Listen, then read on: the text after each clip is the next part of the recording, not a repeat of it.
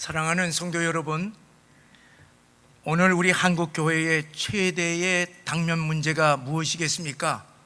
그것은 주일 예배의 회복입니다. 예배가 회복되지 않으면 교회가 무너지고 내 신앙이 무너지고 결국 우리 가정과 우리 나라가 무너지기 때문입니다. 그것은 성경과 역사에서 증명해 주고 있습니다. 하나님은 이스라엘 민족의 파수꾼인 선지자들을 통하여서 하나님의 백성들에게 계속해서 우상 숭배와 불신앙에 죄에서 돌이켜 회개하지 않으면 전쟁과 기근과 전염병으로 심판받게 된다고 경고를 했습니다.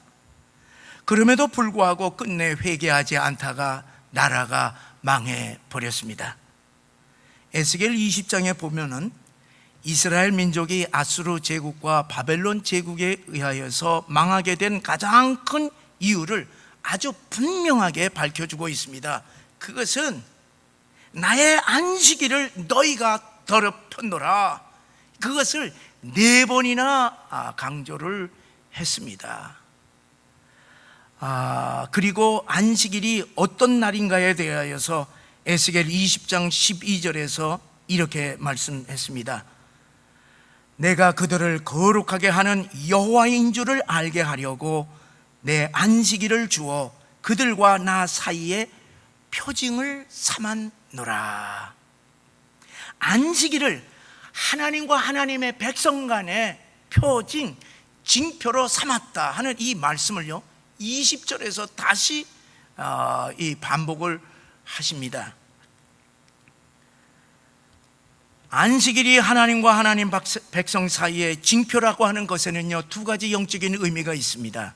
하나는 안식일을 지키는 것을 보니 하나님의 백성이 틀림이 없다라고 하는 뜻입니다. 하나님의 백성은 안식일을 통하여서 세상 사람들과 구별된다는 말입니다. 여러분, 오늘날도 마찬가지입니다. 우리가 이 주일을 지키기 때문에 성도라고 부르게 되고 주일을 지키지 않으면 성도라고 부르지를 않습니다. 또 하나는 하나님이 안식일에 하나님의 백성을 거룩하게 하신다는 뜻입니다. 하나님이 안식일을 징표로 주시면서 안식일을 지키라, 그러면 하나님의 백성으로 삼겠다.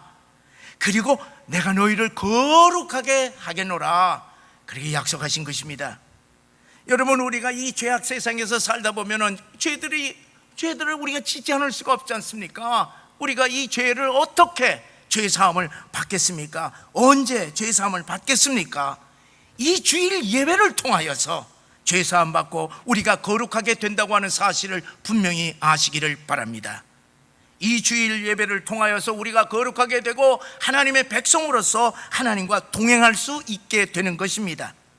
주일날 우리가 씻음 받지 아니하고는 복을 받을 수가 없습니다. 거룩하신 하나님이 우리와 함께 하시면서 역사하실 수가 없습니다. 왜? 거룩하신 하나님은 거룩한 하나님의 백성들과 동행할 수밖에 없기 때문에 그렇습니다. 이 창세기 2장 3절에 보면은 안식일에 대해서 아주 더 명확하게 분명하게 말씀하십니다. 하나님이 그 7째 날을 복되게 하사 거룩하게 하셨으니 라고 말씀합니다. 하나님이 이 안식일을 통하여서 택하신 자들에게 복을 주시고 거룩하게 살도록 하셨다는 것입니다. 여러분, 우리를 복 주신 것은 우리가 세상에 나가서 우리가 마음껏 지내라고 하는 것이 아니라 하나님 앞에서 거룩하게 살도록 우리들에게 복을 주셨다고 하는 말씀입니다. 그러므로 사랑하는 성도 여러분, 우리도 매주일 이 주일 예배를 통하여서 우리가 거룩하게 씻음 받고 하나님과 영적인 교제를 하고 하나님이 예비하신 복을 받고 영육간의 놀라운 안식의 축복을 누리시기를 주의 이름으로 간절히 축원합니다. 그런데 이스라엘 백성들이 이 하나님의 안식일을 더럽혔기 때문에 하나님이 분노하신다는 얘기입니다. 이 안식일의 이 놀라운 축복을 이거 모르고 범했기 때문에 이 안식일에 이 범죄로 말미암아 하나님께서는 4번이나 계속해서 이제 이 더럽혔다고 말씀하시는데, 에스겔 20장 13절에 보면은 이렇게 말씀하십니다. 나의 율례를 준행하지 아니하며 나의 규례를 멸시하였고 나의 안식일을 크게 더럽혔으므로 내가 이르기를 내가 내 분노를 광야에서 그들에게 쏟아 멸하리라. 광야 1세대들이 하나님의 율법을 지키지 아니하고 불평 원망하면서 안식일을 범함으로 심판받아서 광야에서 다 죽었습니다. 그래서 축복의 땅 가나안 땅에 들어간 사람들은 광야 2세들이 들어갔던 것입니다. 가나안에 정착한 후에도 마찬가지였습니다. 안식일에 하나님을 섬기면서 가나안의 우상들을 함께 섬겼습니다. 심지어는 맏아들, 자기가 낳은 맏아들을 불로 태우는 제사의식을 하는 몰렉 우상까지 섬겼다는 얘기입니다. 하나님은 안식일의 죄를 범한 그들을 거룩하게 해주고 싶으셔도 그들은 우상을 함께 섬겼기 때문에, 안식일을 더럽히기 때문에 하나님께서 그들의 죄를 용서하실 수가 없는 것이에요. 죄 사함하실 수가 없고 복을 내릴 수가 없고 그들에게는 심판할 수밖에 없다는 말씀입니다. 그래서 하나님은 이 타락한 이스라엘 백성들을 심판하기 위하여서 이방 족속들을 심판의 도구로 삼아서 심판하셨습니다. 그리고 그들이 심판을 받아 이방 족속에게 고통당할 때에 그들의 죄를 비로소 깨닫고 회개하게 되면은 다시 회복시켜 주시는 역사가 바로 이스라엘의 반복되는 역사였습니다. 여러분, 기독교의 역사도 마찬가지입니다. 하나님은 주일을 거룩하게 지키는 나라와 민족에게 크게 복을 주셨고, 주일을 거룩하게 지키지 아니할 때는 그 복을 거두어 가신 것입니다. 기독교 국가였던 유럽과 미국이 주일 신앙을 잘 지켰을 때에는 교회들이 부흥하고, 그래서 전 세계에 선교사들을 파견하고 나라가 강성하여서 세계를 제패했습니다. 그러나 주일 예배를 소홀히 하고 자유신학을 받아들이고 동성애를 받아들여 하나님을 멀리 떠남으로 말미암아 교회들이 무너지게 되고 경제가 무너져 가고 있습니다. 여러분, 우리나라도 마찬가지 아닙니까? 일제 핍박과 6.25 환란 가운데서 우리 선배 성도들은 주일 신앙을 잘 지켰을 때에 하나님이 복 주셔서 우리 한국 교회들이 부흥하고 우리나라가 경제 강국이 되었습니다. 그러나 지금 우리나라와 교회들이 총체적으로 무너져 내리는 것을 우리는 지금 목격하고 있습니다. 왜 그렇습니까? 여러분, 우리 신앙인들은 그 원인을 분명히 아시기를 바랍니다. 왜 무너져 가는 것입니까? 교회 예배가 무너졌기 때문인 줄 아시기를 바랍니다. 최근 이제 설문조사를 보니까 이렇게 목사와 성도 간의 예배에 대한 인식의 차이가 크다고 하는 사실을 이렇게 발표한 것을 보았습니다. 목회자 10명 중 7명은 주일 예배는 반드시 교회에서 드려야 한다, 그렇게 응답하는 목회자들이 73%입니다. 그와 반면에 교인 10명 중에 7명은 가정 예배로 주일 성수를 대체할 수 있다, 그렇게 응답하는 성도들이 66.3%라는 것입니다. 그러니까 아주 대조적이죠. 지난 1년 6개월 동안 정부의 방역 조치로 예배 중단을 거듭 반복하다 보니까 한국교회가 그동안에 고수해왔던 주일 성수는 완전히 무너졌습니다. 뿐만 아니라 다른 모든 예배와 활동도 다 무너졌습니다. 겨우 교인의 10% 정도 또는 99명으로 목숨만 유지하고 있는 현실입니다. 다음 세대 주일 학교는 부모들이 어린 아이들을 데려오지 않기 때문에 그냥 자동적으로 그냥 붕괴의 상태에 있습니다. 사랑하는 성도 여러분, 우리 믿는 우리들에게 이 주일 예배가 무너지게 되면 악한 마귀는 우리의 모든 삶의 영역을 공격한다고 하는 사실을 아시기를 바랍니다. 예배가 무너지게 되면 마귀는 우리 마음의 성전을 갖다가서 막 그냥 흔들어대서 조그만 일에도 그냥 근심 걱정하며 불평과 분노를 터뜨리기도 합니다. 마음이 너무너무 허전하니까 세상으로 유혹받아서 죄를 짓게 만드는 것입니다. 예배가 무너지게 되면 마귀는 우리 가정을 흔들어서 불화를 일으키고 우리 사업을 흔들어서 정신을 없게 합니다. 예배 회복이 없이는 죄 씻음 받지를 못할 하나님의 백성으로서 거룩함을 유지할 수 없기 때문에 하나님이 우리를 통해서 역사하실 수가 없습니다. 그렇기 때문에 우리 믿는 자들에게 예배라고 하는 것은 생명선, 무엇과도 바꿀 수 없는 생명선이라고 하는 것을 잊지 마시기를 바랍니다. 사랑하는 성도 여러분, 이 새로운 계절, 이 9월 첫째 주일을 맞이하여서 예배 회복만이 우리 한국교회와 우리나라의 살 길임을 믿으시고 예배 회복을 결심하시고 우리 함께 기도하시기를 간절히 바랍니다. 오늘 우리들이 읽은 이 본문의 말씀은 남유다의 13번째 왕인 히스기야 왕이 예배를 회복시킴으로 말미암아 나라를 구하고 그리고 강성하게 나라를 부강시켰던 이 종교개혁 사건을 아주 자세하게 기록하고 있습니다. 그의 아버지 아하스 왕은요, 아주 악한 왕이었습니다. 이방신을 섬기고 그리고 몰래 이 자녀들, 어린 아이들을 그냥 제사 드리는 이 몰래 이 우상을 섬기는 아주 우상 숭배자였습니다. 역대하 28장 24절에서부터 25절에 보면은 그의 아버지 아하스는 성전의 기구들을 다 부셔버렸어요.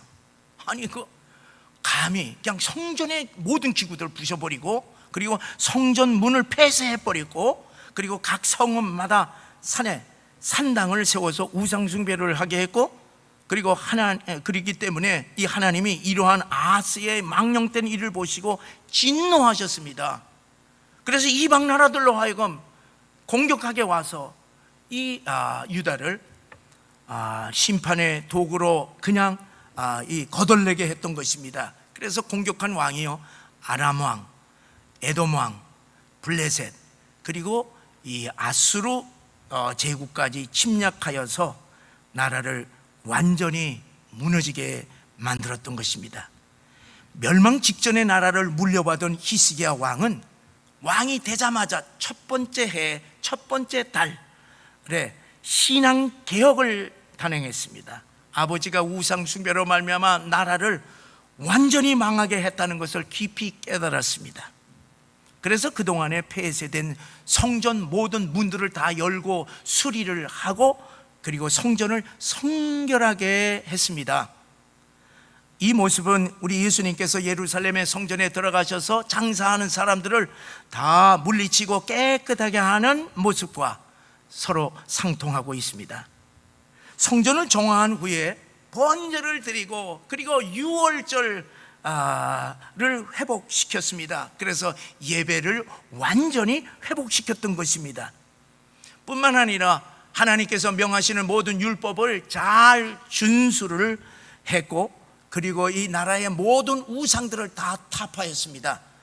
열왕기 하 18장 4절에 보니 그가 여러 산당들을 제거하며 주상을 깨트리며 아세라 목상을 찍으며 모세가 만들었던 놋뱀을 부수었다. 그렇게 기록하고 있습니다. 예배를 회복하고 우상을 다 제거했더니 하나님께서 히스기야에게 내리신 복이 있습니다. 그것이 바로 열왕기하 18장 7절 8절의 말씀인데 우리 다 함께 읽어보시겠습니다. 여호와께서 그와 함께 하시매 그가 어디로 가든지 형통하였더라. 저가 아수르 왕을 배반하고 섬기지 아니하였고 그가 블레셋 사람들을 쳐서 가사와 그 사방에 이르고 망대에서부터 견고한 성까지 이르렀더라. 예배를 회복하였더니 하나님께서 그와 언제나 항상 함께 하셔서 그가 어디를 가든지 다 형통하였더라. 형통하였을 뿐만 아니라 나라의 영토도 확장시켰다고 하는 것입니다. 그런데 여러분, 이 성경에서 이 다윗 다음으로 가장 위대한 하나님의 마음에 합한 이 히스기야 왕이요, 믿음의 사람인데 실수를 했습니다. 무슨 실수를 했느냐 하면은 히스기야 왕 14년에 강대국 아수르가 유다를 침공했습니다. 이제 아수르는 이 아람과 그리고 북이스라엘을 다 정복을 했어요. 이 정복을 한 다음에 블레셋과 그리고 남쪽 유다를 침공을 했습니다. 그래서 블레셋을 완전히 다 함락한 거예요. 그리고 예루살렘은 딱 그것만 제외해놓고 유다에 있는 모든 성읍들을 전부 다 빼앗았던 것입니다. 자, 이제는 아수르가 예루살렘을 포위해서 공격하라고 하는 이때 이사야 선지자가 이 히스기야 왕에게 이런 말을 전합니다. 왕이여, 아수르를 두려워하지 마십시오. 오직 하나님만을 의뢰하십시오. 하나님께서 아수르를 당신의 손에 넘겼나이다. 그렇게 놀라운 말을 전해 주었습니다. 그런데 히스기야 왕이요, 막강한 그 아수르 군대와 맞서서 싸울 용기가 나지 않아서 그만 항복을 했습니다. 항복을 기항합니까? 어떻게 합니까? 그냥 왕궁에 있는 모든 은들, 그 다음에 성전에 있는 모든 금, 그리고 심지어는 기둥에 있는 그 금을 전부 다 벗겨갖고 은금을 갖다가서 그냥 바칩니다. 그랬더니만은 아수르 왕이 일단은 전쟁을 하지 않고 물러가는데 거기서 한 50km가 되는 라기스라고 하는 곳에 주둔을 하고 있습니다. 그런데 웬걸 얼마 있지 않다가 2차 침공을 한 것입니다. 이때 이 히스기야 왕은요 깨달았어요. 하나님을 의지하지 않고 뇌물로 사람을 의지한 결과 실패한 것을 통탄했습니다. 18만 5천 명의 대군이 침공을 하여서 이제 예루살렘을 완전히 포위했습니다. 이런 나라가 이렇게 이제 풍전등화 같은 이 총체적인 위기 앞에서 히스기야 왕이 그가 왕으로서 할 수 있는 것은 아무것도 없었습니다. 그래서 그는 옷을 찢고 베옷을 입고 기도하기 위해서 성전에 들어가면서 이사야 선지자에게 기도 부탁을 했습니다. 그리고 고관들에게 베옷을 입고 기도 부탁을 했습니다. 하나님을 조롱하며 이제 항복하라고 하는 이 아수르 이 사네립 왕의 그 편지를 이제 가지고 하나님의 성전에 들어가서 하나님께 보이시면서 여호와여, 우리 민족을 적으로부터 구원하여 주시옵소서, 구원하여 주시옵소서, 불쌍히 여겨 주시옵소서. 간절히 하나님께 부르짖으면서 기도했습니다. 이때 하나님은요 기다렸다고 하는 듯이 이사야를 통해서 히스기야의 기도를 내가 들어노라 하면서 메시지를 전했습니다. 그 메시지의 결과가 바로 열왕기하 19장 35절의 말씀입니다. 어떤 결과인지 우리 함께 읽어보시겠습니다. 이 밤에 여호와의 사자가 나와서 아수르 진영에서 군사 18만 5천 명을 친지라. 아침에 일찍이 일어나 보니 다 송장이 되었더라. 히스기야의 기도에 하나님께서 응답하시니 아수르의 18만 5천 명의 대군이 그냥 밤새 전부 다 송장이 되어버렸던 것입니다. 여러분, 히스기야가 무슨 일을 했습니까? 유다의 군사들이 무슨 일을 했습니까? 손 하나 까딱하지 아니하고 그 대군들을 완전히 섬멸시켰던 것입니다.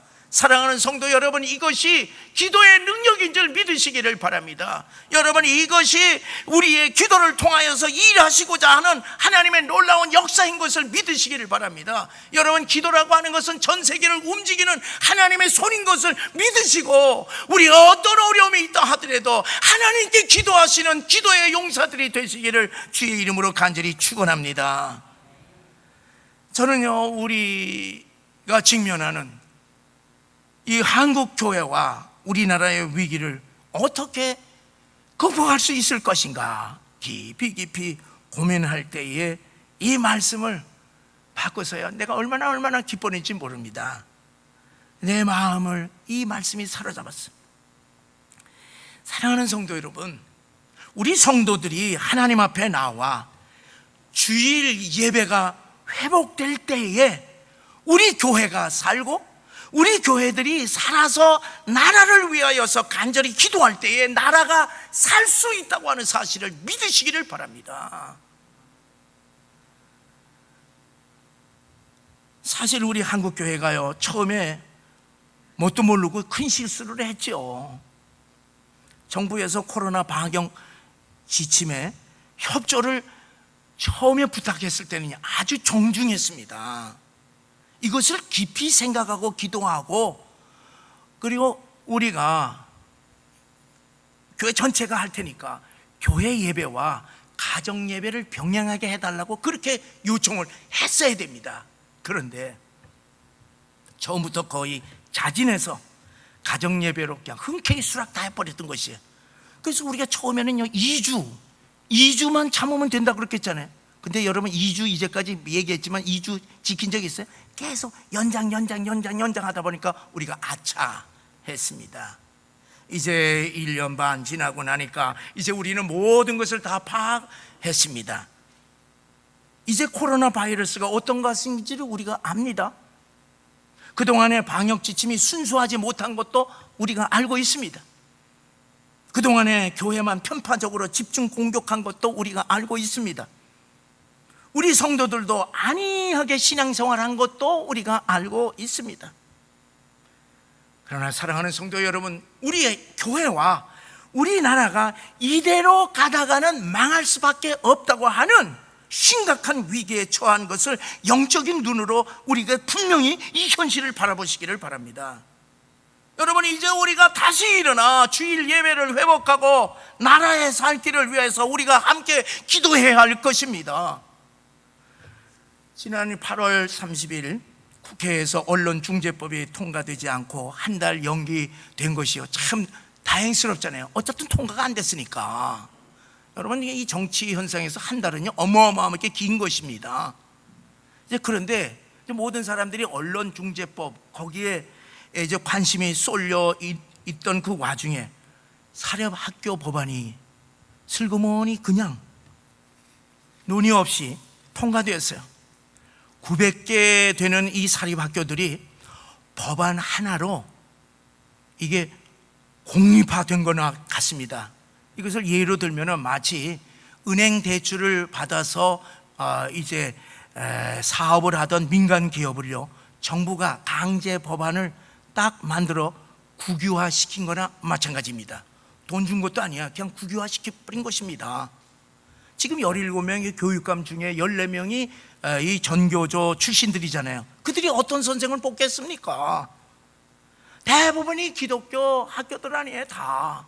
저도 중학교, 고등학교, 대학교 전부 다 기독학교, 학교를 다녔는데, 여러분, 기독학교는요 복음의 황금어장이에요. 그냥 3년 다니다 보면 예수 다 믿게 돼요. 다 황금어장이에요. 그런데 이제는 끝하는 것입니다. 그동안에 공들였던 자사고 외고 다 무너뜨린 것입니다.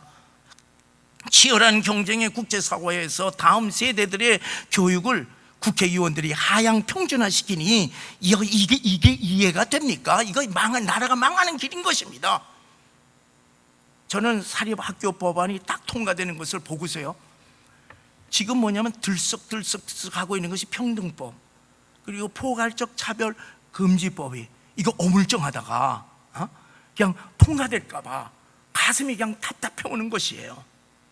가정을 파괴시키고 성문란을 조장시키는 이 법안을 날치기 하면 우리 한국 교회와 이 나라가 어찌 되겠습니까? 이거 끔찍스러운 것이에요. 끔찍스러워요.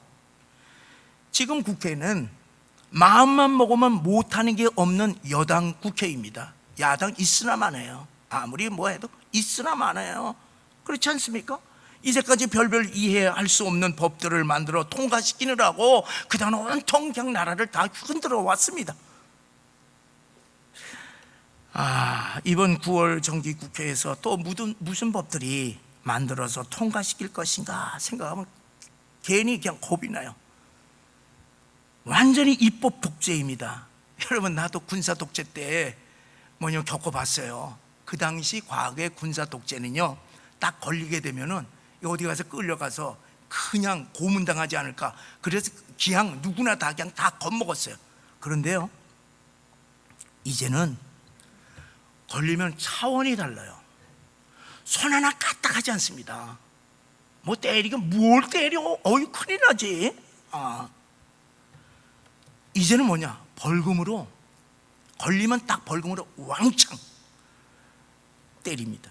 그래도 말 안 들어? 그러면은 징벌적 손해배상 5배 부과하면요, 모든 분야에서 어떤 사람들도 손 딱 들게 되어 있습니다.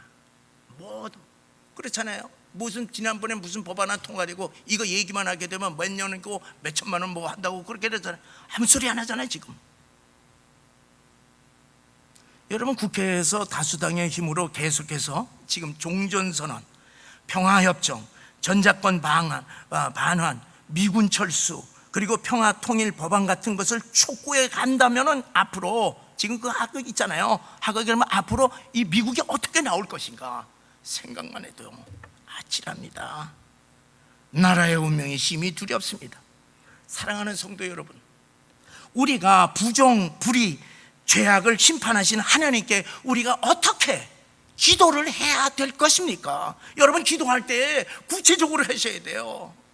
구체적으로 할 때 구체적으로 응답의 역사가 있습니다. 여러분, 이 나라의 악의 본질이 어디서 오는 것인가? 그 본질을 놓고 하나님 앞에 기도해야 할 것입니다. 2가지입니다. 하나는 우선 김정은 체제의 심판이에요. 하나님, 이제는 저거 심판해 주시옵소서. 저게 있는 한 북한도 문제가 되고 우리 대한민국도 문제가 되는 것입니다. 2번째는요, 국내 문제예요. 4.15 부정선거를 밝혀주시옵소서예요. 여러분, 선거 결과 전에 180석 예견을 했어요. 그 예견대로 180석이 딱 나왔습니다. 그 다음서부터는 어떻게 됩니까? 이제까지 모든 나라의 법들을 마음 먹은 대로 다 뜯어고치고 있습니다. 지난 8월 30일 월요일 3차 재검표 현장에 부정선거 전문 법조인이고 과거에 법무부 장관이고 총리였던 현재 황교안 대통령 후보가 참관인으로 참관을 하고 난 다음에 한 말이 있습니다. 그 아주 의미 있는 얘기를 하는 거예요. 딱 한마디를 하면은 무슨 얘기냐, 선거관리위원회와 대법관은 선거 부정의 범죄 집단이라고 딱 잘라 말했습니다.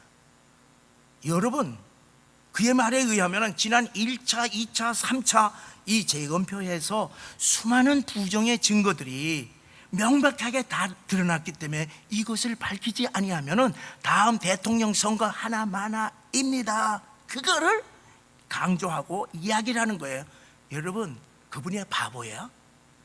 그분이 잘못된 얘기를 하게 되면 그 사람은 한 칼에 나갑니다. 그분이 잘못된 바보예요? 여러분, 모든 국회의원들, 모든 언론기관들 다 알아요. 다 알아. 우리도 잘 아는데 다 알아. 다 알면서 언론 침묵, 야당 침묵, 여당은 말할 것도 없이 침묵이에요. 누가 이걸 밝히는 것입니까? 누가 밝혀? 하나님께서 밝혀주셔서 이 나라가 올바른 방향으로 나가게 하여 주시옵소서.